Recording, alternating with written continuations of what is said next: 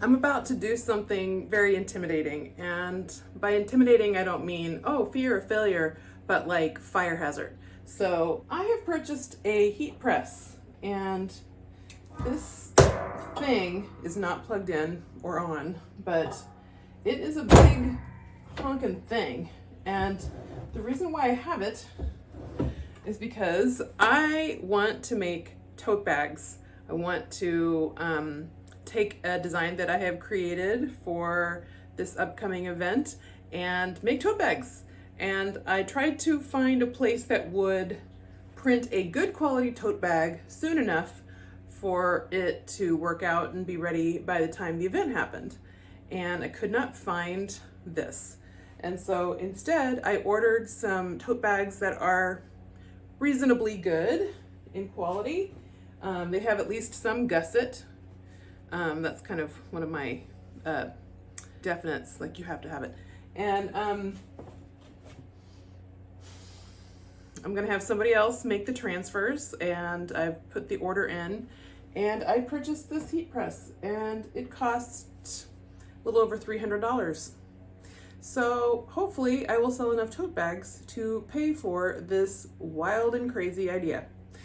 Anyway, I just thought it would be interesting for you to come along on this ride as I try it out for the first time. So first of all, I have this because I heard, you know, some stories about like the wiring tripping up and there being like a little fire. So I think that has something to do with the quality of the heat press, and I don't even know. I don't know. So I have a fire extinguisher. Anyway, so join me as I plug this thing in. I've been doing a lot of research on heat presses, and so I know what to do, I guess. All right, I'm turning it on. Ah! Okay, it didn't burst into flames. That's good.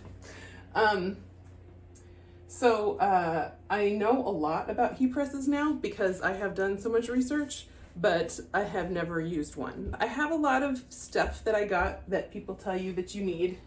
For example, I now have a heat gun, a heat understanding gun. So I know that this phone is 80 degrees, for example, that's recording me. And right now, this is 99.3.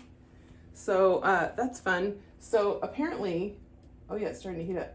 Apparently, you kind of want to get a heat press that's bigger than your project, because sometimes the the heat doesn't reach around the outside edges. So that is why I went ahead and got the larger size. This is 16 by 20. Usually when they say a good beginner size, it's usually 15 by 15. But this particular model is called a clamshell, so it opens and closes like a clamshell. There's also something called a swing away, where this top part swings out. And the nice thing about those is that it has even pressure all the way down, but I didn't do that. It's more expensive. And then one little extra cool thing that I don't really know if this is going to be cool or not, but this one slides out a little bit. I have no clue if this is going to be an asset, but it was the one that I could get soon, and so here we are. Yeah, obsession is fun. Anyway, here are some more things that you need. This is, what is this, Teflon stuff? It's these sheets that protect the thing that you're printing from somehow getting onto that, the hot part. Oh, by the way, the hot part is this top part, and then this is never hot. So I remember when I was watching some lady do a video about her heat press, she kept hanging out like this, and it was really uncomfortable to watch. But anyway, it is getting warm up here. Something that's kind of interesting about this is that even though I'm supposed to have these these sheets to protect things from things. They have these covers, and I think that this is a special thing that they didn't used to have. Like, can you see this? I wonder if they did give me covers because this is aesthetically not as attractive or something. Because, oh look, it's got like this puffy business. Like, yeah, this is gonna be a very entertaining video to watch, I'm sure. Okay, anyway, so another thing we need to have are these pillows in order to keep an even pressure on the thing that you are printing on. So just put it in like this, and that just keeps it all flat so that if you had folds or whatever, that it won't create an uneven press. So these are my first thoughts about this whole heat press thing. And then I think I also need parchment. And I don't know if the parchment I need in addition to those other sheets. These are things that I need to find out. Like, even though I've read and watched so much about all this, there's some things I don't know.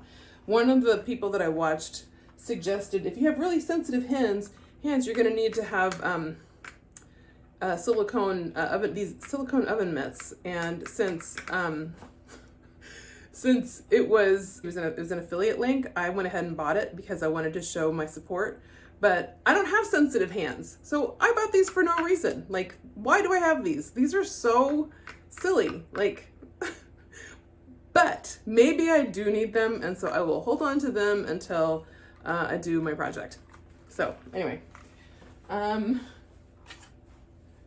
see how hot this is getting.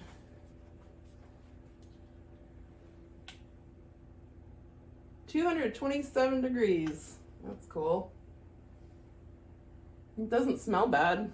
I mean, I guess I kind of thought maybe it would smell bad, but I don't know what this maxes out at. It looks like there's a little Celsius to Fahrenheit thing here that goes up to 428, but I think you only need this only needs to be like 300 or 320 to do this heat transfer thing.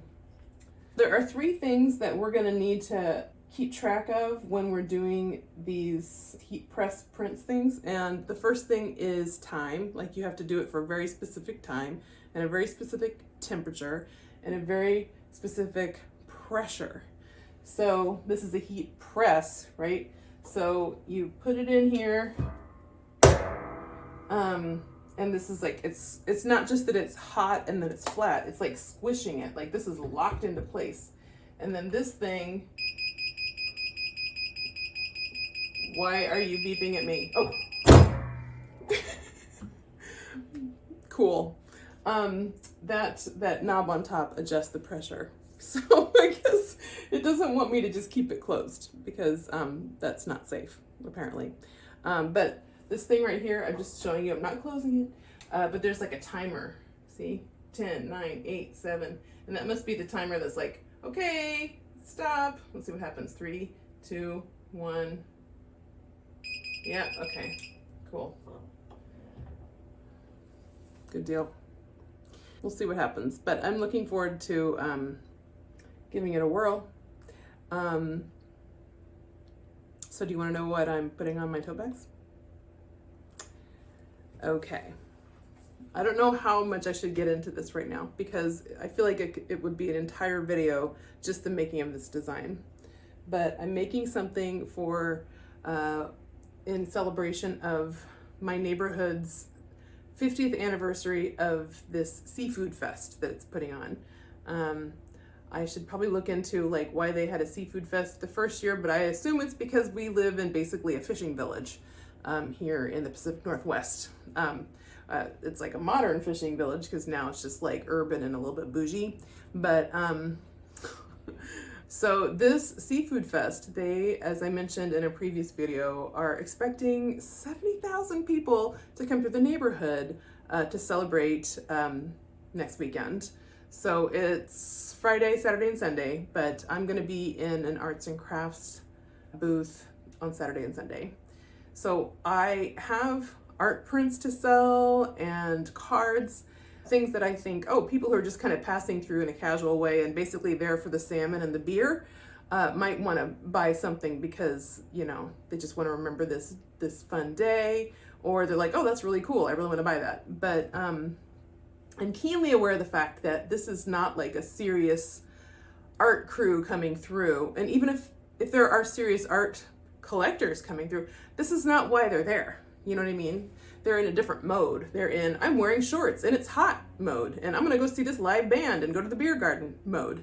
So what could I make, is what I was wondering, that is very in line with what my work is all about, but is also very in line with what these people are in the mood for on a hot summery day that's full of food vendors and music and all kinds of like shenanigans. So what I came up with is this design, and I'm also making prints of this. It's the colors of Ballard. This is my neighborhood, and it has all kinds of things that are uniquely Ballard and the color that corresponds with it. So this is, as you can see, inspired by Werner's Nomenclature of color. It's also inspired by several other wonderful folks who have done this kind of thing before. Very specifically, at Tate, Liverpool, a couple of years ago, I came across this wonderful bag, The Colors of Liverpool, and it's put on, it was made by Dorothy, which is a design group in Liverpool, and I believe that the people who work there even grew up in Liverpool, and so they're kind of like myself in the sense of they really love where they live, and so it was very exciting for them to make this. And so I was so into this when I was working on my MFA project, which is called Slow Color Project. And I wound up writing a book as part of my thesis, and I included this idea in my book because I was so into the idea that color is such a bonding thing, whether it's like teams wearing their team color, or like, oh, on Wednesdays we wear pink, or, you know, when people are getting married and like the bridesmaids and the groomsmen are all wearing the same color, and like it's like the wedding colors and that kind of stuff. So I'm really into this kind of unifying feeling that color can bring. And so there are a lot of examples of that besides the Liverpool folks, but I just thought that this looked really great. So I contacted them and I was like, y'all are my heroes, and I might do this for my neighborhood someday. Is that cool? And they're like, oh, we'd love to see it. But they said it in a Liverpool accent. And so I knew that it was coming at some point. The school that I went to for my MFA was in Liverpool, which is why I was there in the first place. So when I finished my project the following summer, I returned to Liverpool to present my thesis. And I brought a copy of the book to Dorothy, this design group, and said, thank you so much for inspiring me. And they gave me a couple of free prints, and we were just like, yay, we're friends. So fast forward to like 2 weeks ago, and I was like, okay, this is it. This is time. It is 50 years of Seafood Fest, and my colors of Ballard is 50 colors. And so heartwarming as heck. So not only is it significant colors, but I guess it's also a significant number. But I spoke with Dorothy, and my original design actually looked like theirs a little too much.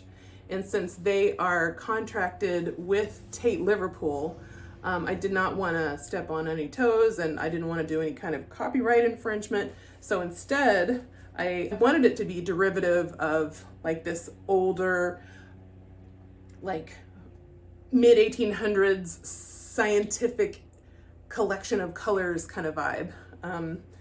Ballard was first settled in the mid-1800s, and so I was really into this kind of vintagey idea.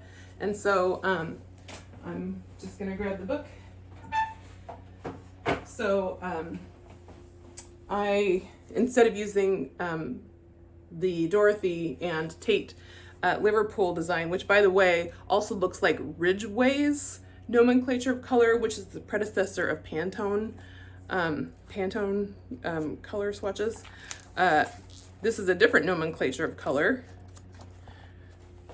And so he would use his watercolors and then take notes. Let's see, Pansy Purple, number 38. It's indigo blue with carmine red and a slight tinge of raven black. Okay, so this is everything to me, right? Like just this kind of careful observation of things and then describing it with something, you know, that's related to what it is, and also kind of being really careful about how you mix the colors to reference it. So it's the best. So for example, for this project, I went down to Golden Gardens Beach, which is part of our neighborhood, and I went to the sand and I was like, I think I'm gonna do the sand color because I really need like a light, close to white color. And I get there and I'll show you a video of me trying to do this. And I was trying to match the color. I brought my paint, and once I was there holding the paint in my hands, it was like, oh, this stuff is dark, like really dark. And that was a surprise. Ultimately, sand did not even make it in there, but what did make it in there, which sort of references the Golden Gardens Park, is bonfire char, because there are so many bonfires that happen at Golden Gardens, and there's always charred wood there. Anyway, so I feel like that's very, very Ballard. Okay, so how are we doing on temperature? 298, 297. What's it over here? 294. Well, it's getting there. I think there's some out there that heat up really quickly, but I wasn't expecting this one to heat up very quickly. So I plan on doing tote bags because people who are walking around drinking beer, eating salmon, watching bands, what do they want? They want to carry their crap around. So, and guess what? I love tote bags very much. And so I took a tote bag. Oh yeah, I took a tote bag to the transfer making guy, and he showed me how to use the heat press. And then he did it on this one, and it didn't quite work out, but it's gonna look kind of like that. So yeah, I'm pretty excited about it. And by pretty excited about it, that's an understatement. I'm extremely excited about it. All right, so while so he gave me a couple of transfers. These are called DTF, direct to film transfers. And this is a new technology, like a new kind of transfer situation. It's really, I think it's less than 3 years old. Like, it's very new. And so he gave me a couple to experiment with to try to learn how to use my heat press. I can only imagine what he's thinking. Like, okay, lady, here you go. You're gonna need this. So I'll probably turn the camera off right now while this finishes heating up. And then I'll be back to show you how this heat transfer thing works, and the heat press. And yeah, we'll see if it's cool or not.